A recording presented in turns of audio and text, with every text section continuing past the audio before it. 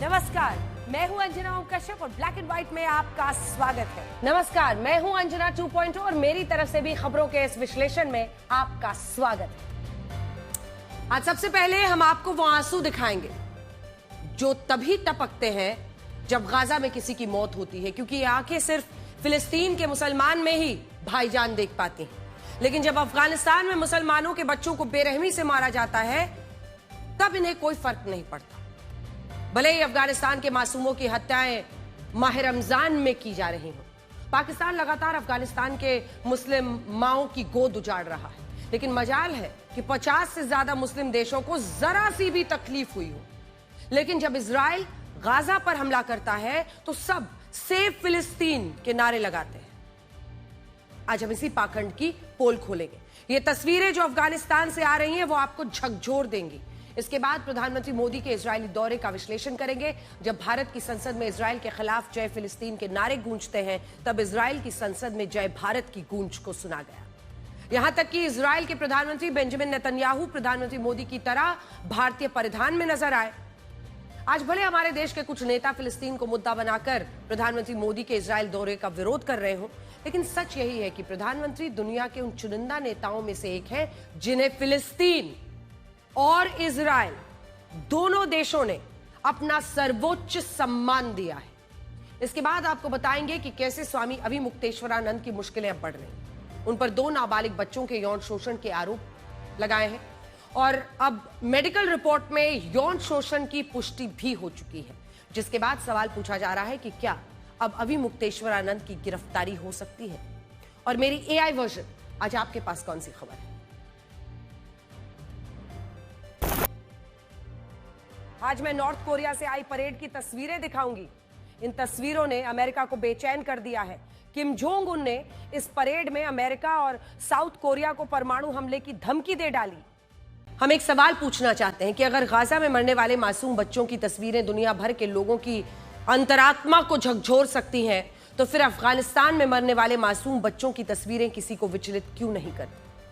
और आखिर दर्द के इस दर्दनाक पहलू की कोई क्यों नहीं बात करता? ये तस्वीरें 8 साल के नूर आलम की है, जिसने पाकिस्तान के हवाई हमले में अपने पूरे परिवार को खो दिया है। नांगरहार प्रांत में हुए इस हमले में कई आम मुसलमानों ने पवित्र रमजान के महीने में अपनी जान गंवा दी। इन मुसलमानों की जानलेवा देश जो इनके लिए बना है, जो जान लेने वाला देश है, वो कोई और नहीं बल्कि पाकिस्तान है। वही पाकिस्तान जो खुद को मुस्लिम उम्मा का ठेकेदार बताता है। लेकिन अफसोस की बात यह है कि इन मुस्लिम बच्चों का जीवन तबाह करने के लिए कोई भी देश पाकिस्तान की आलोचना नहीं कर रहा है। इजराइल की आलोचना सूट करने के हिसाब से की जाती है। फिलिस्तीन का मुद्दा अपनी सहूलियत से उठाई जाती है। लेकिन इन बच्चों का दर्द क्यों नहीं पहुंच रहा है उन मानवाधिकारों के बड़े स्तंभों तक?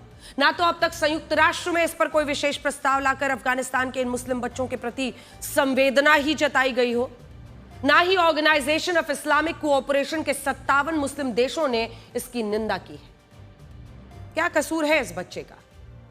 आज बड़ा सवाल यह है कि अगर मरने वाले बच्चों की पीड़ा मारने वाले लोगों का धर्म देखकर तय होने वाली है, तो इंसानियत और मानवता का यह ढोंग दुनिया में क्यों किया जा रहा है? क्या यह सच नहीं है कि गाजा में मरने वाले बच्चों की मौत का कारण यहूदी धर्म को मानने वाला इजराइल है? इसीलिए गाजा के मुस्लिम बच्चों पर सब आंसू बहाते हैं, जय फिलिस्तीन, सेव फिलिस्तीन के नारे लगाते हैं। लेकिन अफगानिस्तान में गरीब मुस्लिम बच्चों, उनके परिवारों पर बम बरसाने वाला देश इस्लामिक रिपब्लिक ऑफ पाकिस्तान है। इसलिए इन बच्चों की चीख पर चारों तरफ खामोशी है। और यहां बात सिर्फ अफगानिस्तान की नहीं है, युद्ध तो यूक्रेन में भी चल रहा है, जहां पिछले 4 सालों में 763 मासूम बच्चों की जानें जा चुकी हैं। 10,000 से ज्यादा मासूम बच्चों ने अपने परिवार को खो दिया है। लेकिन क्या आपने कभी किसी को हमारे देश में जय यूक्रेन का नारा लगाते हुए देखा, या संसद में किसी को यूक्रेन के नाम से बैग लाते हुए देखा? सोचिए, आखिर धर्म के नाम पर यह कौन सा धर्म युद्ध खेला जा रहा है जिसमें दर्द को भी सिलेक्टिव बना दिया गया है? हम चाहते हैं कि आज पूरी दुनिया अफगानिस्तान के इन रोते बिलखते बच्चों का दर्द सुने, जिन्होंने पाकिस्तान के हमलों में अपने परिवार को खो दिया। और इनमें एक बच्चा तो ये कहता है कि वो और उसका भाई ईद पर एक जैसे कपड़े पहनने वाले थे, लेकिन इस हमले ने सब कुछ खत्म कर दिया। अब वो पूरी तरह टूट चुके हैं। देखिए, और इसीलिए आज हमने ये वीडियो और इसके साथ ब्लैक एंड व्हाइट की शुरुआत की है। किसी ने सही कहा है कि कुछ दर्द कैमरों के सामने पैदा होते हैं, जबकि कुछ दर्द अंधेरे में दम तोड़ देते हैं, और इन बच्चों का दर्द उन्हीं में से एक है। फिलिस्तीन के नाम पर प्रधानमंत्री मोदी के इजराइल दौरे का विरोध कर रहे हैं, और इस विरोध का एक बड़ा कारण ये तस्वीरें भी है। जब भारत की संसद में इजराइल के खिलाफ जय फिलिस्तीन के नारे गूंजते हैं, तब इजराइल की संसद में जय भारत की गूंज को सुना गया, और इजराइल ने भारत के साथ अपने रिश्तों को व्यापक, अटूट, अटल, स्थायी, भरोसेमंद बना लिया है। यह दृश्य इजराइल की उसी संसद के हैं जहां प्रधानमंत्री मोदी ने नेसेट में 32 मिनट लंबा भाषण दिया, और वो ऐसा करने वाले भारत के इतिहास के पहले प्रधानमंत्री बन गए। यह भाषण इसलिए भी ऐतिहासिक रहा क्योंकि इसमें प्रधानमंत्री मोदी ने 7 अक्टूबर 2023 को इजराइल में हमास द्वारा किए गए आतंकी हमले की कड़े शब्दों में निंदा की, बिना हिचक आतंकी संगठन का नाम लिया। यह कहा कि भारत इजराइल के दर्द को महसूस भी कर सकता है, और कोई भी कारण आतंकवाद को सही नहीं ठहरा सकता। प्रधानमंत्री मोदी के इन शब्दों ने इजराइल के उन जख्मों पर मरहम लगाने का काम किया जिन जख्मों को दुनिया ने पूरी तरह नजरअंदाज करने की कोशिश की। पूरी दुनिया में गाजा पर सैन्य हमले करने के लिए इजराइल की तो खूब आलोचना हुई, लेकिन इन हमलों से पहले हमास ने इजराइल के लोगों का जिस तरह से खून बहाया था, उस पर किसी ने चिंता हमदर्दी नहीं जताई, और किसी ने ऑल आइज ऑन इजराइल नहीं कहा। लेकिन प्रधानमंत्री मोदी ने ऐसा करके इजराइल को अपना समर्थन दिया। हमने यह भी स्पष्ट कर दिया कि आतंकवाद पर हमारा कड़ा रुख कभी नहीं बदलेगा। इजराइल की इसी संसद में प्रधानमंत्री मोदी को नेसेट के सर्वोच्च सम्मान स्पीकर मेडल से भी सम्मानित किया गया, और वो इस सम्मान को पाने वाले दुनिया के पहले नेता बने। इसके जरिए इजराइल ने यह बताने की कोशिश की कि प्रधानमंत्री मोदी ने भारत और इजराइल के रणनीतिक संबंधों को सशक्त बनाने के लिए जो प्रयास किए हैं वो असाधारण है। देखिए,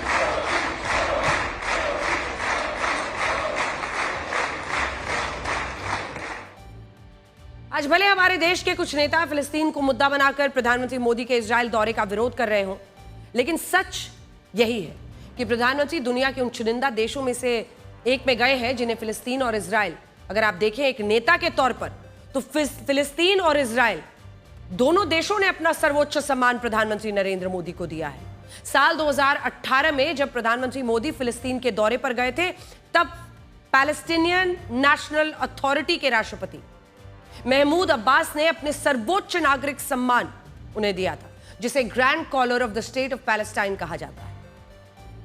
और फिर बीते दिन इजराइल ने दिया। अब इजराइल की संसद ने भी उन्हें अपने सर्वोच्च सम्मान स्पीकर मेडल से सम्मानित किया है।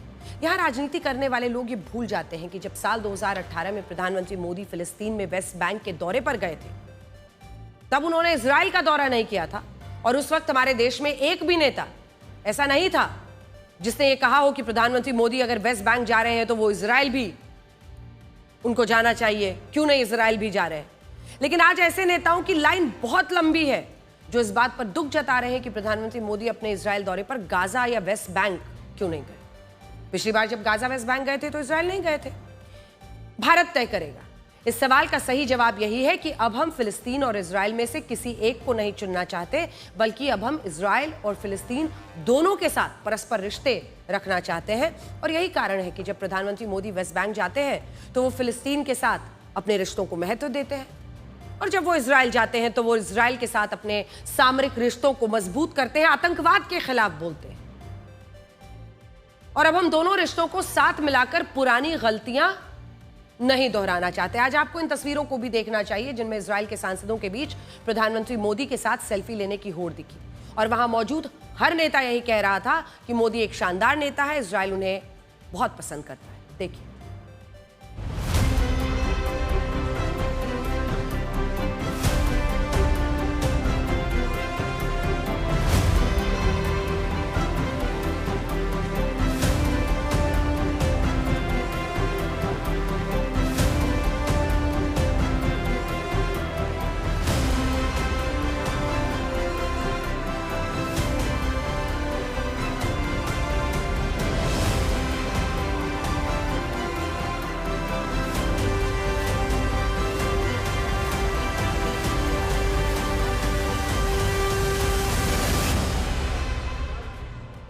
और ये पहली बार नहीं हुआ है जब किसी दूसरे देश की संसद में प्रधानमंत्री मोदी की ऐसी लोकप्रियता नजर आई है।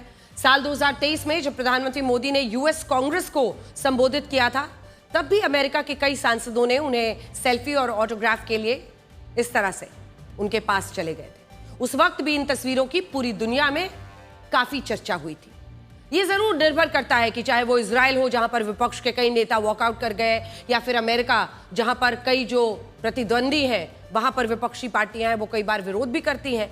लेकिन ये भी तय है कि जो सांसदों का, नेताओं का हुजूम उनके साथ फोटो खींचना चाहता है, उनके साथ दिखना चाहता है, उनकी ज्यादातर वहां पर लोकप्रियता दिखाई देती है। कल भी इजराइल की संसद में ऐसे ही दृश्य देखने को मिले और ये दृश्य यही बताते हैं कि प्रधानमंत्री मोदी मौजूदा वक्त में दुनिया के शायद इकलौते ऐसे नेता हैं जो दूसरे देशों के नेताओं में भी इतने ज्यादा लोकप्रिय है। वैसे इस लोकप्रियता को आप एक और खबर से महसूस कर पाएंगे, जिसके आधार पर प्रधानमंत्री मोदी को सोशल मीडिया की दुनिया का सबसे बड़ा पॉलिटिकल इन्फ्लुएंसर कहा जाता है। मैं आपको बड़ी स्क्रीन पर इसे दिखाना चाहती हूं, क्योंकि जब आप बड़ी स्क्रीन पर देखेंगे तो आपको समझ में आएगा प्रधानमंत्री मोदी दुनिया के पहले ऐसे राजनेता बन चुके हैं जिनके इंस्टाग्राम पर कुल फॉलोअर्स की संख्या 100 मिलियन यानी 10 करोड़ हो गई है।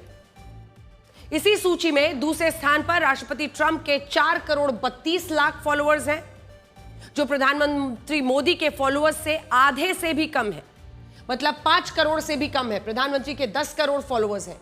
उसके बाद तीसरे स्थान पर जेलेंस्की है, यूक्रेन के वोलोदिमिर जेलेंस्की, जिनके 1 करोड़ 61 लाख फॉलोअर्स हैं। और उसके बाद आप आ जाइए प्रोबोवो सुबियांतो, जो कि इंडोनेशियन हेड है, उनके 1.5 करोड़ है। मुझे तो लगता है अगर आप ये 3-4 मिला लीजिए, 4 करोड़, 5 करोड़, 6 करोड़, 7 करोड़, 8 करोड़, 8 करोड़ 32 लाख, इन चारों को मिलाकर भी आप प्रधानमंत्री का कद नहीं छू सकते हैं।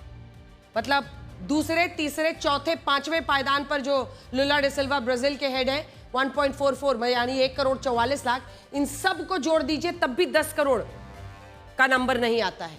उसके बाद है रेसेप एर्दोआन, जो कि तुर्की के हेड है, 1 करोड़ 16 लाख। उसके बाद है नायब बुकले, जो कि एल साल्वाडोर के हैं, वो 1 करोड़ 15 लाख उनके फॉलोअर्स हैं। उसके बाद जेवियर मिलाई हैं, जो कि अर्जेंटीना के हैं, उनके 64 लाख फॉलोअर्स हैं। 61 लाख फॉलोअर्स हैं इमानुएल मैक्रो के, और 56 लाख 81 हजार फॉलोअर्स हैं जॉर्जिया मेलोनी के, जो कि इटली की हेड है।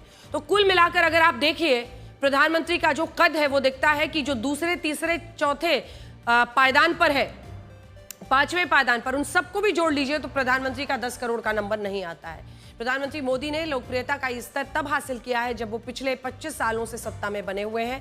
पहले वो 2001 से 2014 तक गुजरात के मुख्यमंत्री रहे, और इसके बाद 2014 से आज तक वो भारत के प्रधानमंत्री हैं। और इतने सालों में कई बार नेताओं की लोकप्रियता कम होने लगती है, लेकिन प्रधानमंत्री मोदी ने एक अलग ही लीग बनाई है। इस लीग में अभी दुनिया का कोई भी नेता उनके आसपास नजर नहीं आता। 2014 में जब प्रधानमंत्री मोदी ने इंस्टाग्राम अकाउंट बनाया, तब पहले ही दिन उनके फॉलोअर्स की संख्या 70,000 को पार कर गई थी। ये पहले दिन की, जब हम साल 2014 की बात कर रहे हैं, तो 70,000 को पार कर गई। इसके बाद साल 2019 में आइए, जब लोकसभा के चुनाव हुए, तब यही फॉलोअर्स 3 करोड़ हो गए। और जब 2024 में लोकसभा के चुनाव हुए, तब यही फॉलोअर्स बढ़कर 8 करोड़ 30 लाख हो गए थे। और उसके बाद फरवरी 2026 में आज यही आंकड़ा, आप सोचिए, लगभग 1 साल के अंतराल में वो 10 करोड़ का आंकड़ा छू चुके हैं। तो ये अपने आप में बहुत बड़े पैमाने पर बताता है कि वो क्या कर रहे हैं, क्या पोस्ट कर रहे हैं। ये देखने और चाहने की जो उत्सुकता लोगों में है, वो किस तादाद में इस वक्त है। प्रधानमंत्री मोदी की ये लोकप्रियता उनके फैसलों, उनकी नीतियों, उनके विजन से बनी है, और इस विजन को आप इन 2 तस्वीरों से भी समझ सकते हैं।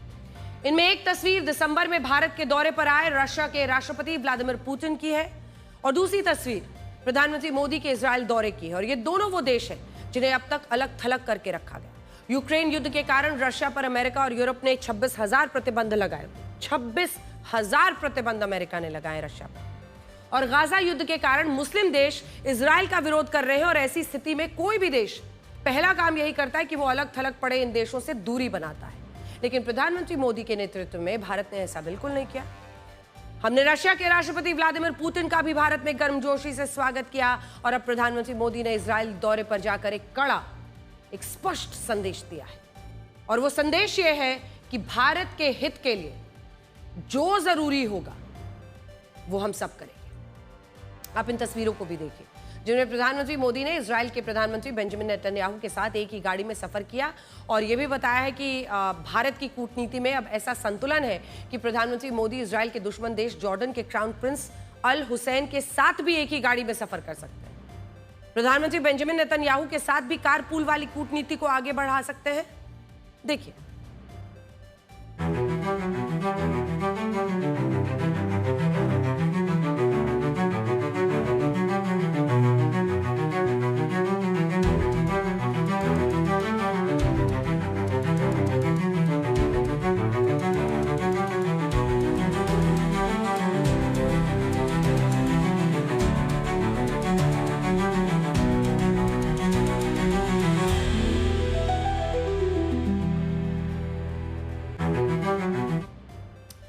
आज इन तस्वीरों की भी काफी चर्चा हो रही है जिसमें प्रधानमंत्री बेंजामिन नेतन्याहू प्रधानमंत्री मोदी की तरफ उन्हीं के भारतीय परिधान में नजर आ रहे हैं और इन तस्वीरों पर प्रधानमंत्री नेतन्याहू ने लिखा है कि इस भारतीय परिधान से उन्होंने डिनर पर हुई मुलाकात के दौरान प्रधानमंत्री मोदी को चौंका दिया, जबकि पीएम मोदी ने कहा कि यह पूरे भारत के लिए सम्मान की बात है। देखिए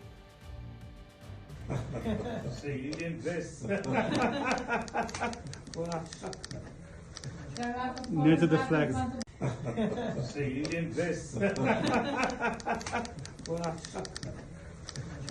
Near to the flag.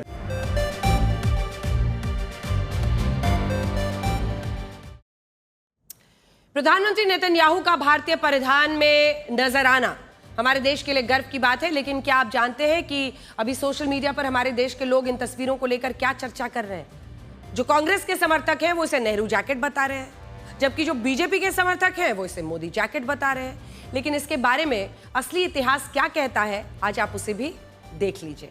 असल में भारत में क्लोज्ड नेक कोट यानी बंद गले के कोट और जैकेट पहनने का परिधान अचकन से आया, जिसका विकास मध्यकालीन भारत यानी मुगल काल में हुआ था। उस दौर में अचकन शेरवानी से अलग परिधान होता था, जिसमें कोट या जैकेट की लंबाई घुटनों तक भी होती थी और ये पूरी बाजू के फुल स्लीव वाले होते थे। लेकिन इसके बाद 20वीं सदी में अचकन के स्वरूप को बदला गया। भारत में प्रिंस कोट काफी मशहूर हुआ। ये वही प्रिंस कोट था जिसे 1930 के दशक में जोधपुर की पोलो टीम ने अपनी यूनिफॉर्म भी बनाया था, जो इस वक्त आप देख रहे हैं। लेकिन इसके बाद 1940 के दशक में पंडित जवाहरलाल नेहरू इसी तरह की जैकेट पहनने लगे और जब वो कई देशों में इसी परिधान में नजर आए तो उनके जैकेट को नेहरू जैकेट का नाम दिया गया। हालांकि पंडित नेहरू जो जैकेट या कोट पहनते थे वो ज्यादातर फुल स्लीव्स वाले, पूरी बाजू वाले होते थे। पश्चिमी देशों में इसको कई बार इंग्लिश कोट से भी जोड़ा गया।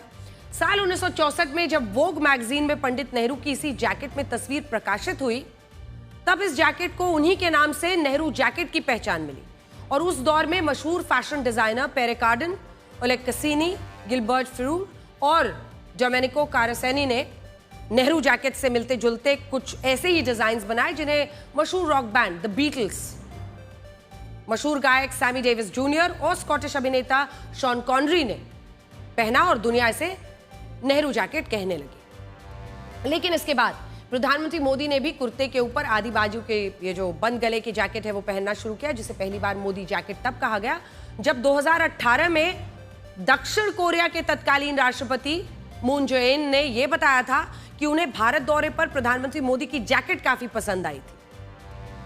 और इसके बाद जब ये जैकेट प्रधानमंत्री मोदी ने तोहफे के रूप में मून जे-इन को दक्षिण कोरिया भिजवाई तो उन्होंने इसे मोदी जैकेट कहा और यहीं से ये जैकेट मोदी जैकेट के नाम से दुनिया में चर्चित हो गई, जिसका हम आपको प्रमाण दिखा रहे हैं। अब हमारे देश में इस पर भी खूब राजनीतिक टकराव होता है। कांग्रेस के समर्थक नेहरू जैकेट कह रहे हैं, बीजेपी के समर्थक मोदी जैकेट कहते हैं। तो बस एक वजह चाहिए आपस में टकराने की। खैर, इस राजनीति के बीच आज प्रधानमंत्री मोदी जेरूसलम के होलोकास्ट मेमोरियल पहुंचे, जिसे जर्मन तानाशाह हिटलर के शासन में मारे गए लाखों यहूदियों की याद में बनाया गया है। इसके बाद प्रधानमंत्री मोदी ने इजराइल के राष्ट्रपति आइजैक हर्जोग से मुलाकात की और इस दौरान प्रधानमंत्री मोदी ने उन्हें भारत आने का भी न्योता दिया।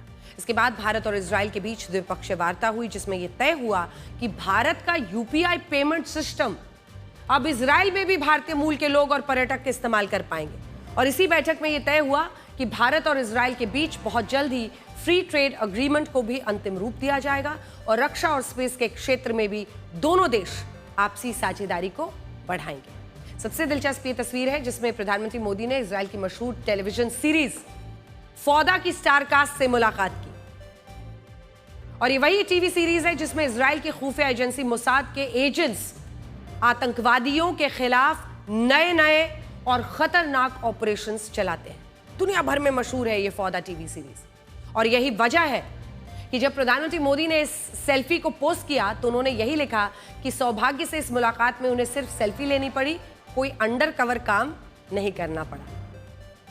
फौदा की स्टारकास्ट को इसलिए भी खास माना जाता है क्योंकि यह स्टारकास्ट रियल लाइफ के साथ रियल लाइफ में भी हीरो से कम नहीं है। साल 2023 में जब इजराइल की सेना गाजा में हमास के खिलाफ युद्ध लड़ रही थी तब इस टीवी सीरीज में काम करने वाले एक्टर इदान अमीदी इजराइल की तरफ से युद्ध लड़ने चले गए थे और इस युद्ध में वो बुरी तरह घायल हो गए थे। उस वक्त हमारे देश में भी बहुत सारे लोगों ने यह पूछा था कि क्या भारत का कोई भी एक्टर अपने देश के लिए दुश्मन के खिलाफ युद्ध लड़ने जा सकता है, क्या यह भारत में संभव है?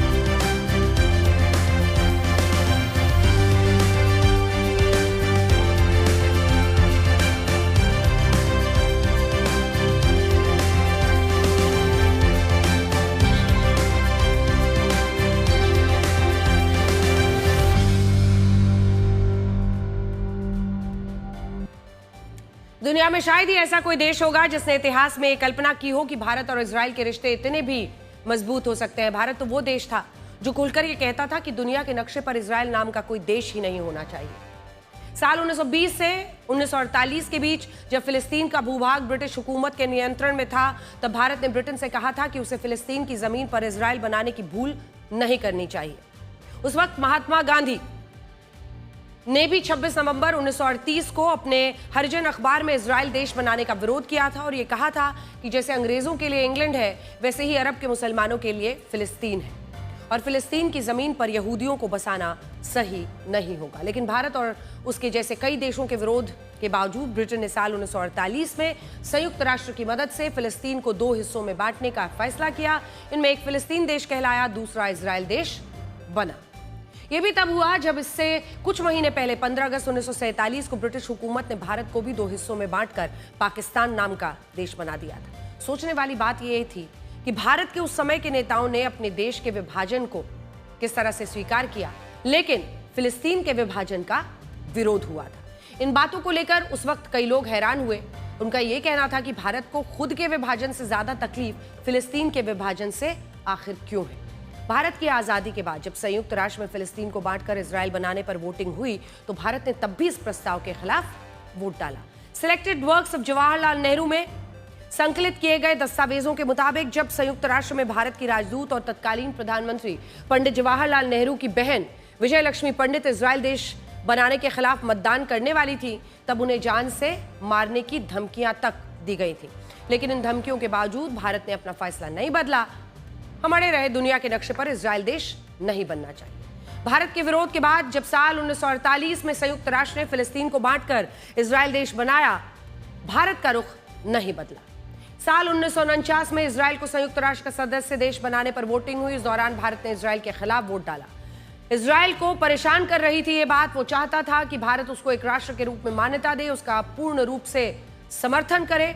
इसके लिए इजराइल ने अलग अलग समय पर कई अधिकारियों को भारत भेजा और मशहूर वैज्ञानिक एल्बर्ट आइंस्टाइन ने भी पंडित जवाहरलाल नेहरू को चिट्ठी लिखकर इजराइल का समर्थन करने की अपील की थी। एल्बर्ट आइंस्टाइन भी यहूदी धर्म को मानते थे, इसीलिए भारत ने अपने रुख को बदला। साल 1950 में हमने इजराइल को एक देश के रूप में मान्यता दे दी। हालांकि ऐसा करते वक्त पंडित जवाहरलाल नेहरू ने शब्दशः कहा था कि भारत अब तक इसलिए इजराइल बनाने का विरोध कर रहा था क्योंकि भारत को डर था कि इससे अरब देशों की भावना को ठेस पहुंच सकती है। और पंडित नेहरू का यही वक्तव्य बाद में इजराइल को लेकर हमारी विदेश नीति का एक सिद्धांत बना। ये दूसरी अगर आप देखिए तो ये दूसरा दौरा है पीएम का, लेकिन ये जो 1960 से दूरी, साल 1960 से ये दूरी तब ज्यादा दिखी जब पंडित जवाहरलाल नेहरू फिलिस्तीन में गाजा के दौरे पर पहुंचे। उन्होंने इजराइल जाने से इनकार किया। हालांकि भारत के इस कड़े रुख के बाद भी इजराइल ने भारत को अपना दोस्त माना। गाजा से भारत लौटने के सिर्फ 2 साल बाद जब साल 1962 में भारत और चाइना के बीच युद्ध हुआ, तब इजराइल वो पहला देश था जिसने सबसे पहले भारत की तरफ मदद का हाथ आगे बढ़ाया। उस वक्त इजराइल के प्रधानमंत्री डेविड बेन-गुरियन ने कहा भारत को युद्ध में हथियार देने की पेशकश की थी, जिसे पंडित नेहरू ने एक शर्त के साथ स्वीकार किया। पंडित नेहरू ने आग्रह किया था कि जो समुद्री जहाज इन हथियारों को लेकर भारत आएंगे, उन जहाजों पर इजराइल के झंडे का इस्तेमाल ना किया जाए। यह शर्त तब इसलिए रखी गई थी ताकि अरब के जो मुस्लिम देश हैं वो भारत से नाराज ना हो। 1971 में जब पाकिस्तान से भारत का युद्ध हुआ, तब भी इजराइल ने भारत को हथियार देकर उसकी मदद की और इस बार इजराइल ने बदले में भारत से कहा कि वो उसके साथ राजनयिक संबंधों को स्थापित करे, लेकिन तत्कालीन प्रधानमंत्री इंदिरा गांधी ने ऐसा नहीं किया। इसकी जगह भारत ने पैलेस्टीनियन लिबरेशन ऑर्गेनाइजेशन को मान्यता दी। पीएलओ ने भारत में अपना दफ्तर खोला। इसके बाद 1988 में भारत ने फिलिस्तीन देश को भी मान्यता दे दी। ये वही वक्त था जब इजराइल भारत के साथ मिलकर पाकिस्तान के परमाणु ठिकानों पर हमला करना चाहता था और पाकिस्तान को परमाणु हथियार बनाने से रोकना चाहता था। ये कोशिश भारत भी कर रहा था, लेकिन इसमें हम इजराइल की मदद नहीं लेना चाहते थे और हमने साल 1992 तक इजराइल से दूरी बनाकर ही रखी। लेकिन इसके बाद साल 1991 में जब सोवियत संघ का विघटन हुआ, यूएसएसआर टूट गया, इसी के साथ शीत युद्ध समाप्त हुआ, कोल्ड वॉर का एंड हुआ, जब भारत ने इजराइल के साथ पहली बार साल 1992 में राजनयिक संबंध स्थापित किए और साल 1999 के करगिल युद्ध में इजराइल ने भारत की काफी मदद की। उस वक्त इजराइल ने भारत को लेजर गाइडेड बॉम्ब किट्स और मिसाइलें दी थी और इजराइल की इसी मदद के बाद तत्कालीन प्रधानमंत्री अटल बिहारी वाजपेयी की सरकार में भारत और इजराइल के रिश्ते काफी मजबूत हुए। साल 2003 में एरियल शरोन इजराइल के पहले ऐसे प्रधानमंत्री थे जो भारत के दौरे पर आए थे और उस वक्त की ये तस्वीरें भी आप यहां पर देख सकते हैं। हालांकि साल 2004 के आम चुनाव के बाद जब कांग्रेस और उसके सहयोगी दलों ने यूपीए सरकार बनाई, तब ये रिश्ते फिर से ठंडे हुए। यूपीए की सरकार में फिर से फिलिस्तीन को उतना ही महत्व दिया जाने लगा जो एक वक्त पर पंडित नेहरू, इंदिरा गांधी, राजीव गांधी की सरकारों से मिला था। साल 2006 में प्रधानमंत्री मोदी गुजरात के मुख्यमंत्री के तौर पर स्टडी टूर के लिए पहली बार इजराइल के दौरे पर गए थे। जब साल 2014 में वो भारत के प्रधानमंत्री बने, तब पहली बार साल 2017 में इजराइल का दौरा किया। उस वक्त ये भारत के किसी भी प्रधानमंत्री का पहला इजरायली दौरा था। और आज आप देखिए कि प्रधानमंत्री मोदी 9 साल बाद फिर से 2 दिनों के इजराइल दौरे पर पहुंचे। आज हमें इस बात का कोई डर नहीं कि इस दौरे से अरब के मुस्लिम देश नाराज हो जाएंगे, और इसकी वजह भी है। भारत और इजराइल के बीच एक और रिश्ता है जिसे इस देश के करोड़ों लोगों ने देखा नहीं बल्कि सुना है। सुना इसलिए है क्योंकि साल 1936 में ऑल इंडिया रेडियो की जो सिग्नेचर ट्यून बनाई गई थी, उसकी रचना वॉल्टर कॉफमैन ने की थी। वॉल्टर कॉफमैन मूल रूप से चेक रिपब्लिक के नागरिक थे, लेकिन जब जर्मन तानाशाह अडोल्फ हिटलर यहूदियों का नरसंहार करा रहा था, तब वॉल्टर कॉफमैन अपनी जान बचाकर भारत आ गए थे और उन्होंने भारत में शरण ले ली थी। उस वक्त वॉल्टर कॉफमैन को ऑल इंडिया रेडियो में म्यूजिक डायरेक्टर की नौकरी मिली और इसी नौकरी में उन्होंने ऑल इंडिया रेडियो की इस आइकॉनिक सिग्नेचर ट्यून की रचना की। और सबसे बड़ी बात यह है कि यहूदी धर्म से होते हुए वॉल्टर कॉफमैन ने भारतीय संगीत और राग को समझा। इस पर कई पुस्तकें लिखी जिनमें the ragas of North India और the ragas of South India प्रमुख थी। आप भी एक बार फिर से ऑल इंडिया रेडियो की इस सिग्नेचर ट्यून को सुनिए और ये भी सोचिए कि आपको इससे पहले पता था कि ये सिग्नेचर ट्यून भारत में शरण लेने वाले यहूदी वॉल्टर कॉफमैन ने बनाई थी। आज भी इसे सुनकर जैसे पुरानी यादें ताज़ा हो जाती हैं, हर एक इंसान ठहर जाता है 2 पल को। इतना नॉस्टैल्जिया जुड़ा है इस गाने से। हाल ही में धुरंधर नाम की एक फिल्म आई थी जिसमें यह दिखाया गया था कि भारत को कांधार हाईजैक के वक्त आतंकवादियों की मांगे नहीं माननी चाहिए थी और मसूद अजहर जैसे आतंकियों को रिहा नहीं करना चाहिए था। लेकिन क्या आप जानते हैं कि इसी तरह का सवाल एक बार इजराइल के सामने भी आया था, जब साल 1976 में 4 आतंकवादियों ने तेल अवीव से पेरिस जाने वाली एयर फ्रांस की एक फ्लाइट को हाईजैक कर लिया था। उस वक्त इस फ्लाइट में कुल 258 लोग मौजूद थे, जिनमें 103 यहूदी सवार थे। इस हाईजैक की कहानी ध्यान से सुनिएगा, क्योंकि ये वही घटना है जिसने बेंजामिन नेतन्याहू को बाद में इजराइल का प्रधानमंत्री बना दिया। साल 1976 में एयर फ्रांस की ये फ्लाइट एथेंस में स्टॉप ओवर के बाद हाईजैक हो गई थी और आतंकवादी इसे लीबिया के बाद युगांडा के एंटेबे एयरपोर्ट ले गए थे, जहां तानाशाह इदी अमीन का शासन था। इदी अमीन आतंकियों का कट्टर समर्थक था। इसी वजह से इन आतंकियों को लगता था कि वो इजराइल से अपनी सारी शर्तें, सारी मांगे मना लेंगे। उस वक्त आतंकवादियों ने इस फ्लाइट को हाईजैक करने के बाद गैर यहूदी नागरिकों को रिहा कर दिया था, जबकि 103 यहूदी नागरिकों को बंधक बनाकर इजराइल को यह संदेश भेजा था कि अगर वो इनकी जान बचाना चाहता है तो उसे उनके कुल 53 आतंकवादियों को रिहा करना होगा। मतलब इस विमान पर सवार लोगों की अगर जान बचानी है तो 53 आतंकी छोड़ो। इस हाईजैक के बाद इजराइल की सरकार पर काफी दबाव था। लोग ये कह रहे थे कि सरकार कैसे भी करके आतंकवादियों से समझौता करे, यहूदी नागरिकों की जान बचाए। और इसी दबाव के बीच इजराइल की सरकार ने यह भी सोचा कि आज अगर उन्होंने कुछ आतंकियों को छोड़ दिया, कल फिर से ऐसी और फ्लाइट्स हाईजैक होंगी और यह सिलसिला कभी नहीं रुकेगा। यही सोचते हुए इजराइल की सेना ने अपने बंधकों को छुड़ाने के लिए एक सैन्य ऑपरेशन लॉन्च किया, जिसका नाम था ऑपरेशन थंडरबोल्ट। इसके तहत इजराइल की एलीट कमांडो यूनिट के 100 से ज्यादा जवानों को एक ट्रांसपोर्ट विमान में 4000 किलोमीटर दूर युगांडा भेजा गया। और युगांडा भेजने के बाद इन जवानों ने खुफिया तरीके से युगांडा के एंटेब एयरपोर्ट में प्रवेश किया और वहां मौजूद सभी आतंकियों को खत्म करके अपने बंधकों की जानें बचा ली। हालांकि इस दौरान आप पूछ रहे होंगे, सोच रहे होंगे कि इससे बेंजामिन नेतन्याहू का क्या रिश्ता। इस सैन्य ऑपरेशन में इजराइल के एक जवान की जान चली गई और वो जवान कोई और नहीं बल्कि इजराइल के प्रधानमंत्री बेंजामिन नेतन्याहू के भाई योनातन नेतन्याहू थे। योनातन नेतन्याहू की शहादत और बहादुरी ने उनके परिवार को इजराइल के लोगों का नायक बना दिया। और जो बेंजामिन नेतन्याहू उस वक्त अमेरिका में रहकर पढ़ाई कर रहे थे, उन्हें वापस इजराइल लौटकर आना पड़ा। योनातन नेतन्याहू की शहादत के कारण बेंजामिन नेतन्याहू भी इजराइल के लोगों के नायक बन गए और इसी के बाद उन्होंने राजनीति में आने का फैसला किया। इजराइल में बहुत सारे लोग ये भी कहते हैं कि ये भाई भाई की वो कहानी है जिसने इजराइल के इतिहास को बदला। योनातन नेतन्याहू की शहादत के कारण बेंजामिन नेतन्याहू पहली बार साल 1996 में इजराइल के प्रधानमंत्री बने।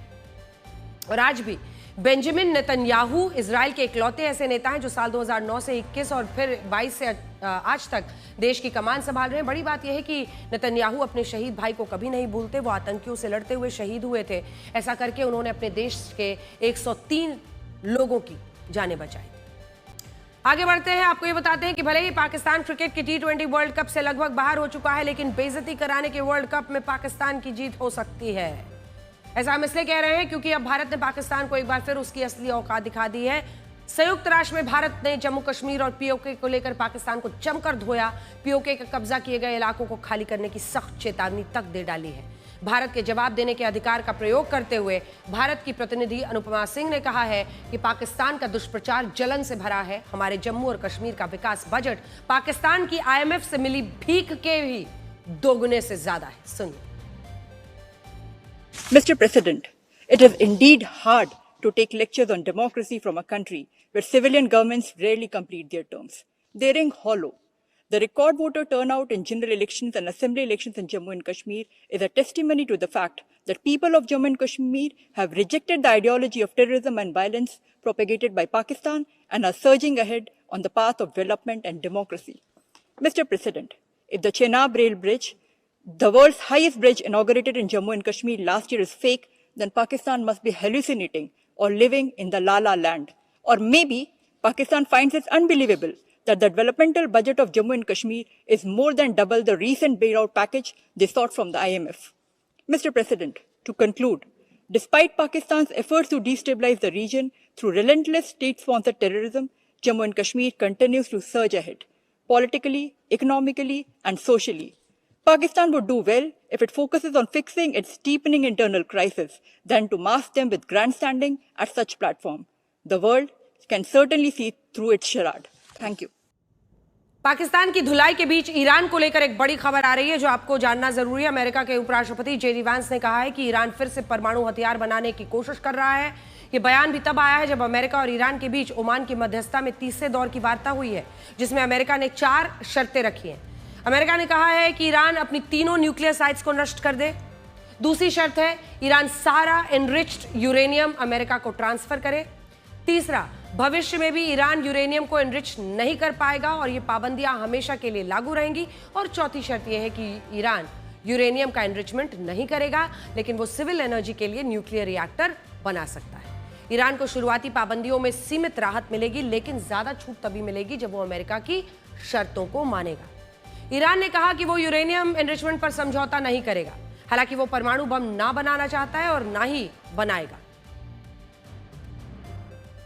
The principle is very simple. Iran cannot have a nuclear weapon. If they try to rebuild a nuclear weapon, that causes problems for us. And in fact, we've seen evidence that they have tried to do exactly that. So the president sending those negotiators to try to address that problem, as the president has said repeatedly, he wants to address that problem diplomatically, but of course the president has other options as well.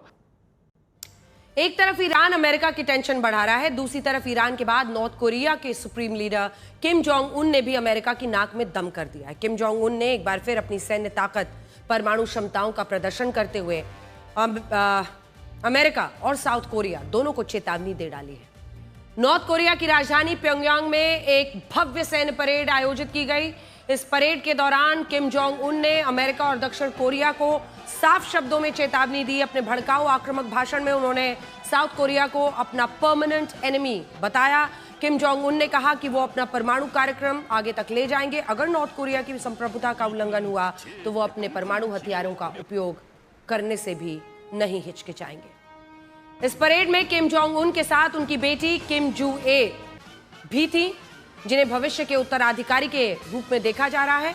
Kim Jong Un की बेटी इस पूरे कार्यक्रम में अपने पिता के साथ कदमताल करती हुई नजर आई। उन्होंने अपने पिता के साथ सैन्य अधिकारियों से मुलाकात की। इस परेड में उनकी उपस्थिति से यह संकेत मिल रहा है कि नॉर्थ कोरिया का परमाणु कार्यक्रम जारी रहेगा। आने वाली पीढ़ियां इसकी कमान संभालेंगी, जो अमेरिका और दक्षिण कोरिया के लिए चिंता की बात है। इस बीच खबर यह भी है कि किम जोंग उन के बाद उत्तराधिकार को लेकर उनकी बहन बेटी में जंग है। ऐसा दावा दक्षिण कोरिया की खुफिया एजेंसी ने अपनी रिपोर्ट में किया है। पिछले कुछ समय से किम जोंग उनकी बेटी किम जू ए लगातार उनके साथ सार्वजनिक रूप से नजर आती है, लेकिन उनके लिए उत्तराधिकारी बनने का रास्ता आसान नहीं है, क्योंकि उन्हें किम जोंग उनकी छोटी बहन किम यो जुंग से चुनौती मिल रही है। 38 साल की किम यो जुंग को उत्तर कोरिया में किम जोंग उन के बाद दूसरी सबसे ताकतवर शख्स माना जाता है। पार्टी से लेकर सेना तक उनकी मजबूत पकड़ है। हमारी अगली खबर ज्योतिषपीठ के शंकराचार्य स्वामी अविमुक्तेश्वरानंद से जुड़ी है, जिन पर 2 नाबालिग बच्चों से यौन शोषण का आरोप लगा है। पॉक्सो के इस मामले में स्वामी अविमुक्तेश्वरानंद पर गिरफ्तारी की तलवार अब लटक रही है और हर दिन इसमें कुछ ऐसे खुलासे हो रहे हैं। इस साल माघ मेले के दौरान 24 जनवरी को आशुतोष महाराज नाम के एक संत ने प्रयागराज के झूसी में एक शिकायत दर्ज करवाई। इसमें कहा गया कि स्वामी अविमुक्तेश्वरानंद और उनके शिष्य मुक्तानंद ब्रह्मचारी ने माघ मेला 2026 और महाकुंभ 2025 के दौरान गुरु सेवा के नाम पर बच्चों का यौन शोषण किया। इस शिकायत के बाद जब एक्शन नहीं हुआ तो 8 फरवरी को प्रयागराज की स्पेशल पॉक्सो कोर्ट में केस दायर किया गया, जिसके बाद 13 फरवरी को कोर्ट की सुनवाई में 2 बच्चों को पेश किया गया और पीड़ित बच्चों के बयानों के आधार पर कोर्ट ने पुलिस को एफआईआर दर्ज करने के निर्देश दिए। पुलिस ने स्वामी अविमुक्तेश्वरानंद, मुक्तानंद ब्रह्मचारी और 3 अज्ञात लोगों को इस मामले में आरोपी बनाया। केस दर्ज होने के बाद स्वामी अविमुक्तेश्वरानंद और आशुतोष महाराज के बीच आरोप प्रत्यारोप का एक दौर शुरू हो चुका है। आशुतोष महाराज ने दावा किया कि माघ मेले के दौरान ही ये दोनों बच्चे उनके पास आए थे। उन्होंने खुद को अविमुक्तेश्वरानंद का बटुक यानी शिष्य बताया और आरोप लगाया कि अविमुक्तेश्वरानंद और उनके सहयोगी पिछले 1 साल से उनके साथ अनैतिक काम कर रहे हैं। आशुतोष महाराज का दावा था कि ये बच्चे अविमुक्तेश्वरानंद के शिविर से भागकर उनके पास आए थे। पॉक्सो केस में आरोपी बनने से स्वामी अविमुक्तेश्वरानंद की छवि को गहरा नुकसान हुआ है और वो इन गंभीर आरोपों को एक बड़ी साजिश बता रहे हैं। उनका कहना है कि सारे आरोप झूठे हैं। आरोप जिस व्यक्ति की तरफ से लगाए गए हैं वो एक अपराधी है। स्वामी अविमुक्तेश्वरानंद के मुताबिक आशुतोष महाराज रामभद्राचार्य के चेला हैं और वो पहले भी झूठे केस लगाकर लोगों को धमका चुके हैं। अविमुक्तेश्वरानंद उन पर सीधे सीधे धमकाकर उगाही का आरोप लगा रहे हैं। देखा जाए तो जिस आशुतोष महाराज की ओर से एफआईआर दर्ज करवाई गई है उनका इतिहास भी कुछ ठीक नहीं है। आशुतोष महाराज का असली नाम आशुतोष पांडे है। वो मूल रूप से यूपी के शामली के रहने वाले हैं। साल 2022 में उन्होंने जगत गुरु स्वामी रामभद्राचार्य से दीक्षा लेकर अपना नाम आशुतोष महाराज किया। साल 2022 में से पहले इनकी भी अपनी एक अलग क्राइम कुंडली थी। शामली के कांदला पुलिस स्टेशन में इनकी पहचान एक अपराधी और हिस्ट्री शीटर की है। शामली, लखनऊ, गोंडा में इन पर गुंडा एक्ट, गोवध अधिनियम, गैंगस्टर एक्ट और आईटी एक्ट समेत कई आपराधिक धाराओं में लगभग 21 केस दर्ज है। आशुतोष महाराज यूपी के शामली, गोंडा, मुजफ्फरनगर की जेलों में भी रह चुके हैं। दिसंबर 2012 में आशुतोष महाराज पर पशु तस्करी के एक मामले में घूस देने के आरोप में भी गिरफ्तार किया जा चुका है। इनका नाम है अजय पाल सिंह जी। इस समय यही मुखिया हैं जिनके अंडर में ये जांच का कार्य चल रहा है। तो लोग हमारे पास ये फोटो भेज रहे हैं कि देखिए, जब जी महाराज के साथ तथा कथित जी महाराज के साथ सेलिब्रेशन जो कर रहा है अधिकारी, वो आपकी जांच कर रहा है महाराज जी। ये बात लोग हमको फोटो भेज करके बता रहे हैं। अविमुक्तेश्वरानंद इन महाराज पर या एसपी पर अनेकों आरोप लगा सकते हैं, लेकिन मामला संगीन है। मामला पॉक्सो एक्ट का है। इसकी गंभीरता बहुत बड़ी है। नियमों के तहत पॉक्सो केस दर्ज होने के बाद पुलिस आरोपी को तुरंत गिरफ्तार कर सकती है, लेकिन इस मामले में अभी तक स्वामी अविमुक्तेश्वरानंद की गिरफ्तारी नहीं हुई है। पुलिस पूरी तरह से पक्का होने के बाद ही गिरफ्तारी की प्रक्रिया पर आगे बढ़ेगी, लेकिन उससे पहले स्वामी अविमुक्तेश्वरानंद ने गिरफ्तारी से बचने के लिए तैयारी की। उनकी लीगल टीम अग्रिम जमानत के लिए इलाहाबाद हाईकोर्ट पहुंची है, जिस पर कल सुनवाई होनी है, कल फैसला आना है। अभी की जो स्थिति है उससे यही लग रहा है कि स्वामी अविमुक्तेश्वरानंद को राहत मिलना मुश्किल है, क्योंकि मामला पॉक्सो एक्ट का है। इन पीड़ितों की मेडिकल रिपोर्ट से यह पता चला है कि पीड़ित बच्चों का यौन शोषण हुआ था। मेडिकल रिपोर्ट में बच्चों के साथ हुई हर ज्यादती की डिटेल्स दी गई हैं। हमारी टीम ने यौन शोषण का शिकार हुए एक पीड़ित बटुक से बात की है।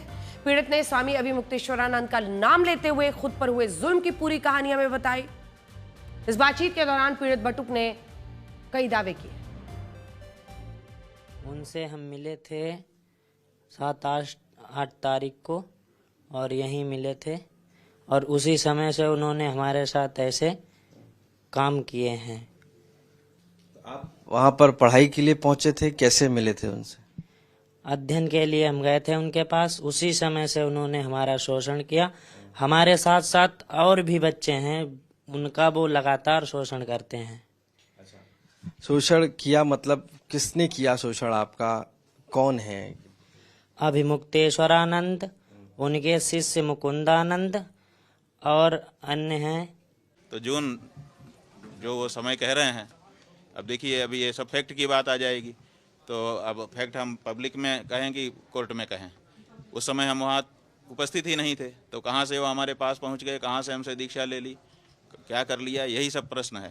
तो जो वो कहानी कह रहे हैं, तो सारी की सारी कहानी झूठी है। मनगढ़ंत का मतलब पूरी तरह से एक फिक्शन, एक ऐसी कहानी बनाई गई है और उस कहानी को बना करके चला दिया गया है। स्वामी अविमुक्तेश्वरानंद के वाराणसी वाले आश्रम को लेकर भी बहुत सवाल शुरू हो गया है। भूमिका द्विवेदी नाम की एक महिला का दावा है कि साल 2022 में वाराणसी के आश्रम में 2 महीने रही थी और इस दौरान उन्होंने संदिग्ध गतिविधियां देखी। उन्होंने बताया कि मठ में एक महिला को मालकिन बताया गया, उसके आदेश के बिना कुछ नहीं होता था। इसके अलावा हनुमान घाट, केदार घाट समेत कई स्थानों पर स्वामी अविमुक्तेश्वरानंद के परिवार वालों को बंगले दिए गए थे। मठ के अंदर संगमरमर के कमरे, महंगे कालीन, सीसीटीवी, एलईडी लिफ्ट और 5वें फ्लोर पर स्विमिंग पूल जैसी सुविधाएं थी। आरोप है कि एक महिला होने के बावजूद उन्हें सखियों के क्षेत्र यानी महिला शिष्यों के क्षेत्र में जाने नहीं दिया गया। आरोप यह भी है कि मठ में एक सीक्रेट दरवाजा था। जो ये आरोप लगा रही हैं उसके पीछे कुछ संदिग्ध गतिविधियां होती थी। भूमिका के मुताबिक आश्रम के विद्यार्थी, जिन्हें बटुक कहा जाता है, उनको किसी अन्य से बातचीत करने से रोका जाता था। रोक थी उनको। बटुकों को उनके परिवार वालों से भी मिलने नहीं दिया जाता था। भूमिका के द्वारा अपने वाराणसी आश्रम पर आरोप लगने के बाद स्वामी अविमुक्तेश्वरानंद भड़क गए। उनका कहना है कि जिस महिला ने आरोप लगाए हैं वो मानसिक रूप से बीमार है। मठ से निकाले जाने का बदला वो ले रही है। सखी जी उनमें रहती हैं, उन्होंने खुद ही बताया मैं उनकी सखी हूँ, वही रहती हैं और मालकिन हैं, और वो दान वही देंगी, दक्षिणा वही देंगी, साड़ी बांटती हैं, जैसे वही नहीं जैसे किसी की माँ हो। मैंने आपको उनके रहने का बता ही दिया, सबके अपने अपने हॉल है और वो बहुत सीक्रेट्स हैं, वो बहुत सेपरेट है, वो आम बाहर के लोगों से बिल्कुल अलग हैं, वो दुनिया ही अलग है। हमारा मठ है, वहाँ वो रहीं, और जब उनसे कहा गया कि अब समय ज़्यादा हो गया, अब आप दूसरी व्यवस्था कर लीजिए, अगर लंबे समय आपको रहना हो, तो वो गजब सा व्यवहार करने लगी। हमारे प्रबंधक को कहने लगे कि अगर हमको निकालने के लिए कहोगे तो हम तुम्हारे ऊपर चरित्र का लांछन लगा देंगे। परिवार की बच्ची है, किस मानसिक दशा में क्या कह रही है, क्योंकि उनके परिवार के लोगों ने बताया भी था कि थोड़ा मानसिक स्थिति उतनी अच्छी नहीं रहती है उसकी।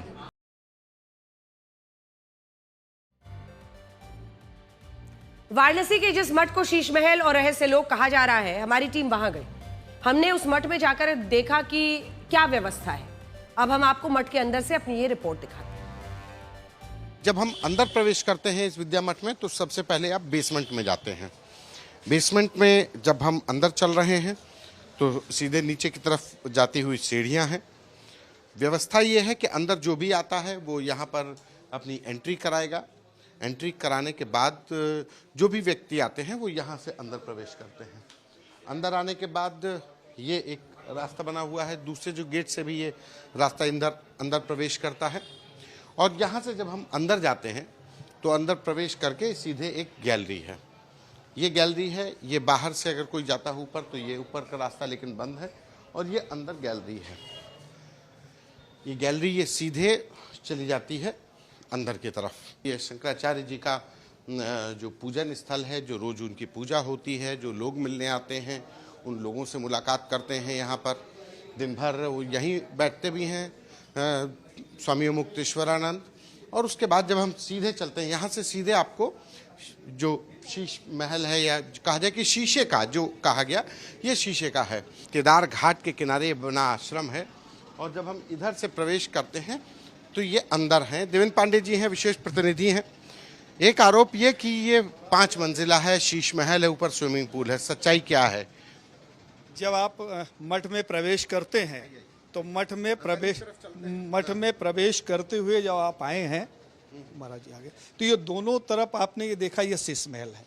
जो पार्टीशन लगा हुआ है इसे वो शीश महल कहते हैं, क्योंकि उन्होंने कभी शीश महल देखा नहीं, उन्होंने कभी कल्पना नहीं की कि शीश महल क्या होता है।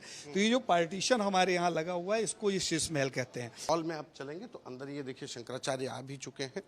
यहाँ पर शंकराचार्य आम लोगों से और उनसे मिलते हैं, बात करते हैं।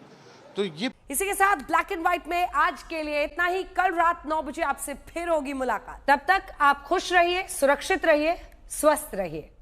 और दुनिया में सलाह देने वाले तो सब्सक्राइबर्स की तरह बढ़ रहे हैं, पर साथ देने वाले अनफॉलो करते जा रहे हैं। नमस्कार।